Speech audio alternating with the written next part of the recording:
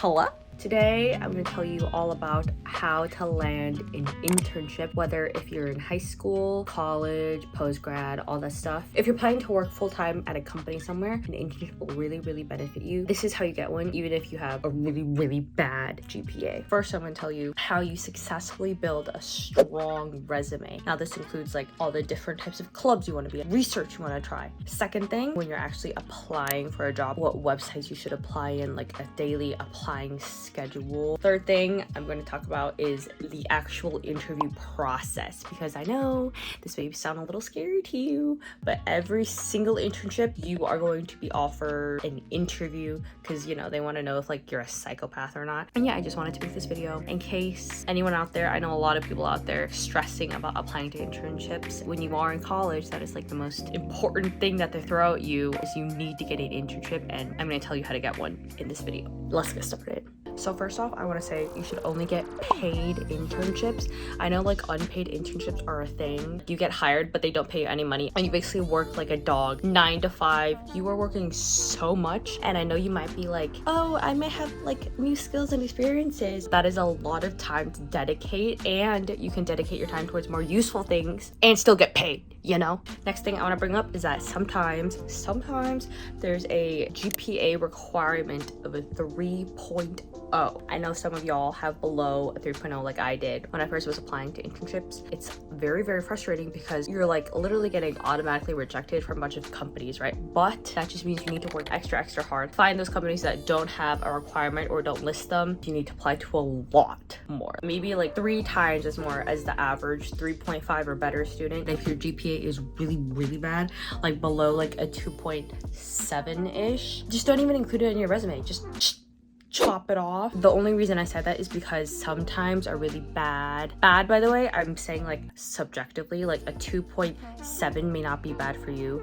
but it may be bad for like the next person, right? So like this is all subjective. But if it's really bad, don't put it on your resume, because that attracts negative attention from the recruiter to your resume. They're gonna be like, that's a really low number, I wonder what happened. Just don't even put it on there. Okay, the first thing I want to discuss is how to build a strong resume. You want to be involved in any technical registered student organizations, is what we call it at my school, but it's also called clubs. Simple clubs. You want to be involved in any club that is related in any way to your discipline or related to the career path you want to take. By the way, public announcement, your major does not dictate what career path you take in the future. Technical organizations, something simple. A car team if you're in engineering. A consulting group if you're in business and you want to go into the consulting world. This will allow you to get super hands-on or super involved with whatever you want to pursue, and the companies will be like, oh my god, this kid is actually like doing stuff outside of his classes and doing important technical things outside of his classes.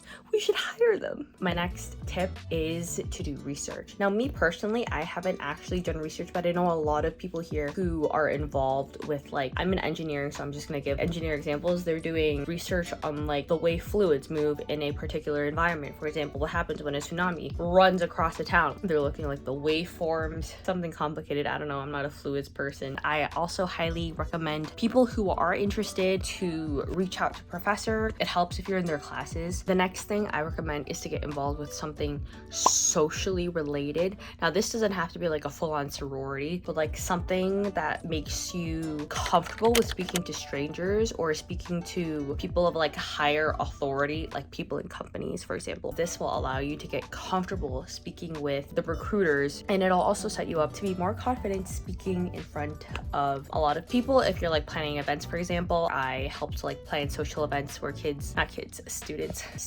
aka kid, they got to meet each other, like game like settings, and I had to like coordinate everyone, like getting to know each other, stuff like that. So get social, get technical. Another thing about resume building is to ask juniors or seniors for a copy of their resume. Now, this is not for you to copy off, okay? Read through their outline. I think like how they write out their bullet points and like the spacing and like just how it looks is really important. And then of course, if you ask upperclassmen, they'll also give you advice advice on your resume, which you should start right now. Even if you don't think you have any relevant experiences, just like make a quick outline of your current experiences, and you can tailor experiences that you may not think are relevant to your soft skills, communication skills, organization skills, management skills. For example, if you work at a restaurant and you don't think that's related to your biology degree, you can say that from working at the restaurant, you learned how to manage a lot of customers. Train people. If you've ever trained anyone while you're working, you can always manipulate your experiences and spin it so that it kind of matches the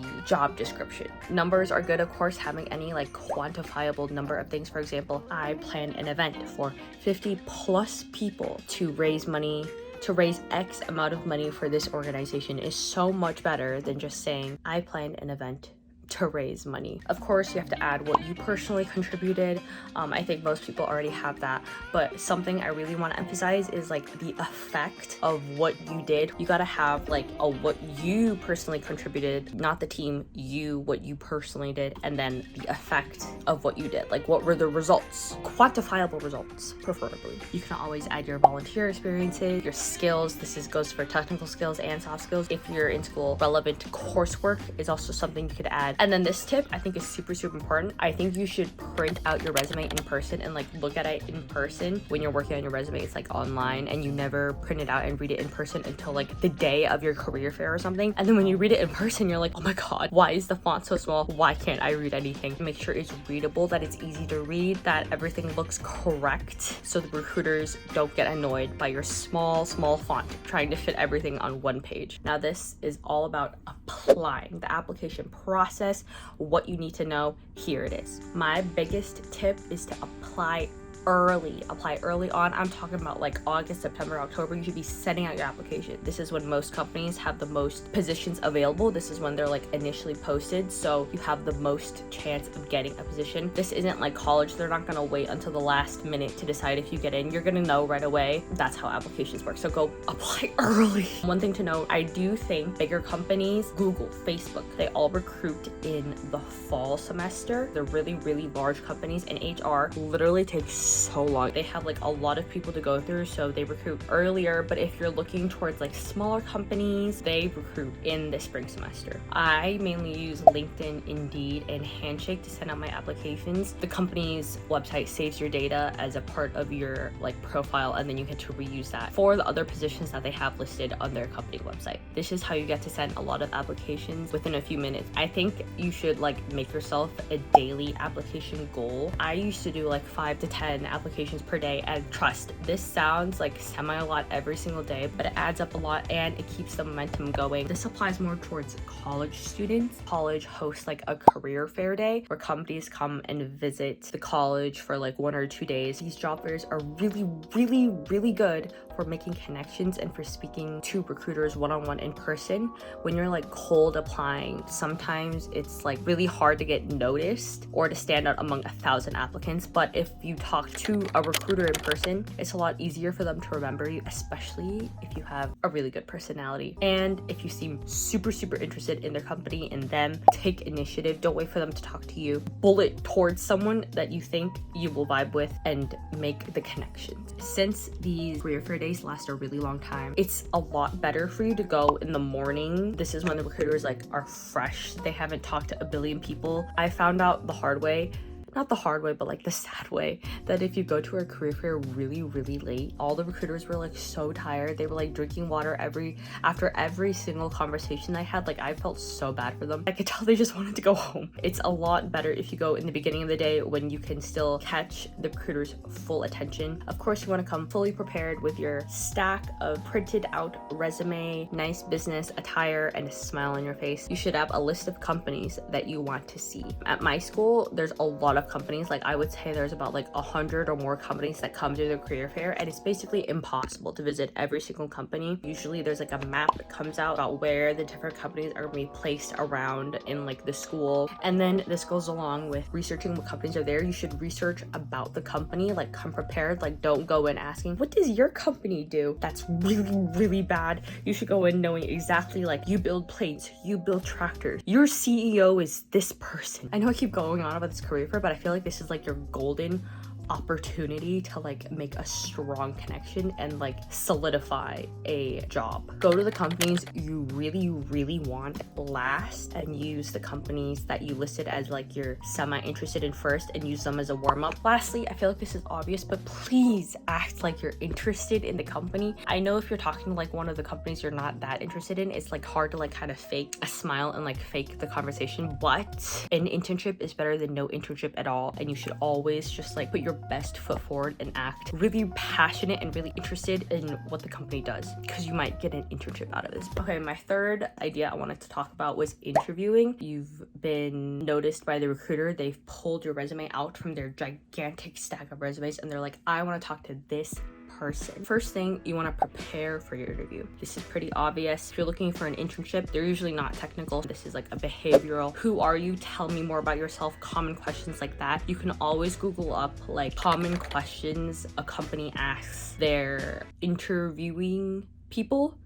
Common questions a company asks the people they interview. I think Glassdoor is really good at like looking at previous questions and answers to the questions they usually give during an interview. Also, most companies usually ask like the same question. They ask, tell me more about yourself. Why are you interested in working at this particular company? And you should have all those answers nailed down. Know your main points for each like basic interview question that like literally everyone asks. Again, you can like look these up on Google. You should also tailor your answers for the position you are interviewing. You want to tailor it to what your job description says, like to the T. Like, I know this software, I know how to do this exact skill you asked me to do. It really helps to go over the job description. I know you might like skim over it at first when you're applying, but when you are interviewing, I want you to read every single bullet point they have and make sure you tell them that you're working on it or that you already know it. Emphasize this to them so they know that you're the best person for the job. Another thing about interviewing is like the STAR method. You probably have heard about this before. You want to like have a situation that you were involved in, the task that you did, your responsibility, the action that you took, what you tested, what you designed, and the result from that, like what impact did it have on the company, the people, your class, whatever it is. You want to basically like tell a story when you're interviewing, right? Connect with them in like a professional but friendly way. You want to stand out, and I think the best way to stand out, aside from having a tremendous GPA and spectacular extracurriculars, is your personality. A really easy way to do this is to crack jokes and make them laugh, kind of, because that way you can like build a connection and a bond. You want to practice these interview questions. From my school, there's a career services where you can go in and do like interview prep. It's basically a mock interview. Doing mock interviews in person are really good for increasing your confidence, answering questions, and also so you know what to do with like your hands and your legs. You don't want to like be fidgeting all the time. You should have like prepared questions in mind. At the end of every interview, they're going to ask you, do you have any questions you'd like to ask me? The answer, always a resounding yes. Yes, I do have questions because I'm interested in working at your company. Remember that this interview is for the company to know if they want to hire you, but also for you to know if you want to work at their particular company. So you want to ask like what kind of team you're going to be with, what like the environment's like. Is it team-based? Is it a lot of individual work? And those were my main points about how to land an internship. I want to stress that persistence is really the most important thing. You can't get bogged down by the rejections, which you will get. Some of you may get a lot of them, but you can't let those stop you from like continuously sending in your application. It only takes one company to get an internship. That's all I have for today. Good luck. You can do it.